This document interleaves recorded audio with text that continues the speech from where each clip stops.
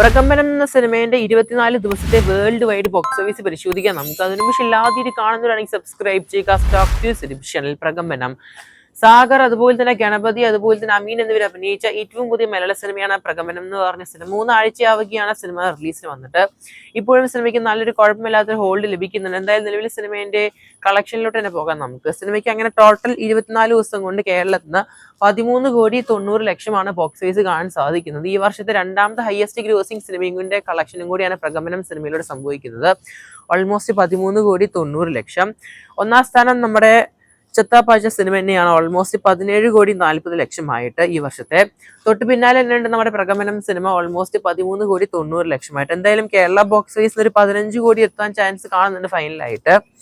ഇനി സിനിമേന്റെ world wide പരിശോധിക്കുകയാണെങ്കിൽ approx ആയിട്ട് സിനിമയ്ക്ക് 22 കോടിനടുത്താണ് കളക്ഷൻ കാണാൻ സാധിക്കും നമ്മുടെ പ്രകമ്പനം സിനിമേന്റെ ടോട്ടൽ 24 ദിവസത്തെ വേൾഡ് വൈഡ് ബോക്സ് ഓഫീസ്.